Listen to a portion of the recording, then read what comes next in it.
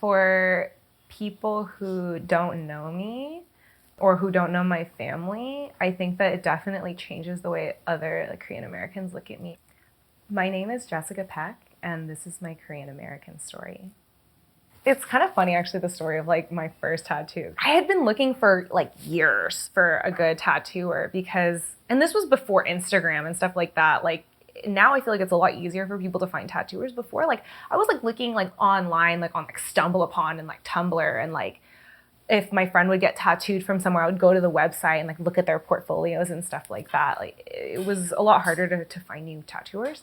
I found this guy and he was so good. I put down a deposit for him for this really huge side piece. I was about to get it, and then I got kind of nervous, because it took him a while to draw it and everything. And I was like, oh, I don't have any tattoos. What if I can't do it? What if he starts and I'm I can't, and I have part of a tattoo and I can't finish it, That was my really big fear, was that I wouldn't be able to do it. I was like, okay, well, I'll just get a small one and see if I can take it. And it's in the same general area, on my side. So I was like, okay, I'll know what it's like. So I got my first tattoo in a guy's house as a trial tattoo to make sure that I could actually get this giant tattoo that was supposed to be my first tattoo. And so it's really bad compared to all my other tattoos, because all my work is done by the same guy, except for the one that was done in a guy's house. So my whole thing was I wanted everything to look good, I guess being naked, because it's more for me, right? And it's more for my general thing with my whole body. I didn't really care about other people seeing it. It's mostly for me to enjoy. So that was kind of my whole thing, is I wanted everything to really go with my body and to all come together. And that's why I spent so long finding a tattooer too, because the plan was kind of always to get all my tattoos from one person. And I really liked my tattooer when we met, and we've become really good friends since I started getting tattooed by him. I mean, it's been 8 years now. Seeing the way that your body changes over time, through tattooing, the way that things have kind of changed based on my relationship with him too. And I definitely see how he's improved as a tattooer as well. You can see kind of the changes in his style and stuff, but at the same time, everything still goes. I hid it from my parents because I was in college. And so, I would just cover it up. When I got the tattoo, it ended up going down way lower than I thought, because when I told my tattooer I wanted it really big, my idea of really big and his idea of really big were completely different. So he put the stencil on me and I didn't look at the backside of my body. I only looked at the front and the side. And I was like, oh yeah, good, when I saw the whole thing, when I was done, I was like, this is way more than I wanted. I wonder if this was a mistake. But it's on me now. I don't have a choice.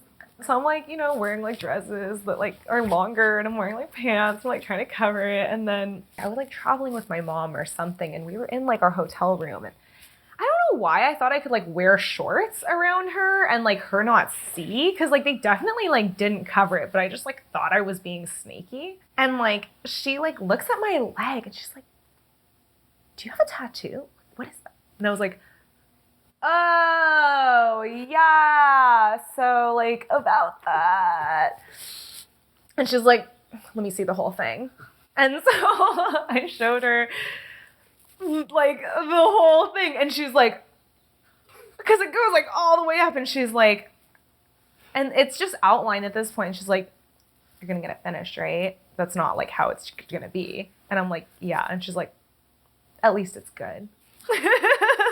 And my dad doesn't love how many tattoos I have, but I'm glad that they at least appreciate the art of it. My tattooer was saying that there's definitely a certain mystique about heavily tattooed people, but especially heavily tattooed women, because I think you see that a little bit less. And then I think especially for an Asian woman to be as heavily tattooed as I am, I definitely think that also kind of adds this extra layer, because it is taboo in Asian culture, When my grandpa saw that I had tattoos, he didn't even see the full extent. But and I didn't have my arms done at all then, so he really had no idea. But he was sad, really, really sad. And that bummed me out so bad, because honestly, I think I would have been able to handle it if he was like angry and if he like yelled at me or something because of it, because then I would just be like, oh, screw you, you know? But like he was just sad. Like to him, I mutilated myself, you know?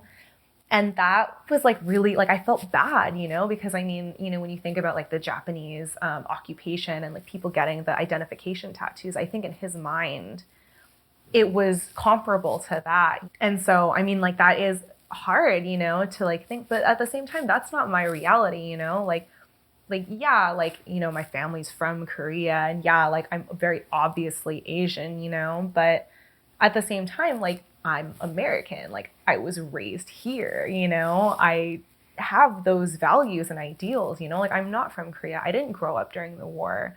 And I think that's something that a lot of Koreans and Asians in general can empathize with is like that dichotomy of having the contrast of your background and your culture with the values that you grew up with, you know. I think one thing that it does show people is like, yeah, like you can be Asian and have a lot of tattoos. Like you can be Asian and be whoever you want, you know? Like I get a lot of people are like, what do your parents think? Like, you know, what did your parents say? And I'm like, my parents support me being whoever I want to be. It's weird, I think, for a lot of people who look at more Americanized Koreans because it's like, well, you look Korean, you look a certain way. And I think that like, you know, when you look like this, there's like a certain expectation that you are a certain way, you know? And I mean, I get it to an extent because, like, you know, we have so much information that we're constantly being bombarded with. Of course, your brain is going to try to simplify things and kind of like take shortcuts to make things easier for you to process everything that we deal with between like the phones and the news and everything that's going on. You know, there's a lot of stimulation. And you know, our brain does try to simplify things as much as possible. So I guess we do put things in boxes, right? But I think that, you know, like I grew up around a lot of people of color who had different lives. You know, some people's parents are more like mine. Some people's parents are more traditional. So I think I'm really lucky because I've gotten to see like a diverse range of people growing up. And so I've always felt normal. I think other people are weird, you know?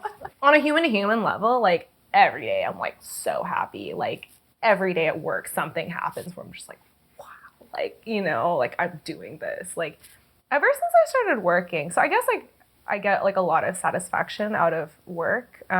Like when I was doing that internship at Saks, like every day that I like went in and I worked, like I was so like just wow, like I can't believe I get to do this, you know? Like when I got my research fellowship, like I got that email and like I cried, you know? Like I was so excited to get paid to do research that nobody was ever gonna read. And like, you know, when I got my first esports job, like that was like so like, you know, so yeah, I guess like it isn't really like one moment, but like I've really, really enjoyed my whole career and like the journey that's kind of brought me to this point. My name is Jessica Paek, and this is my Korean American story.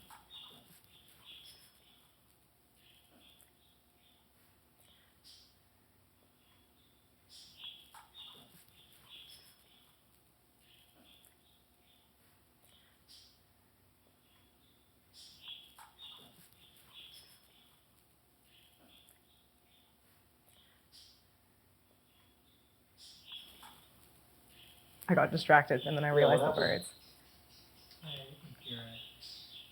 Oh, the birds? Bird is really bad, but it's been dispersed throughout the whole Yeah, I wouldn't worry about it.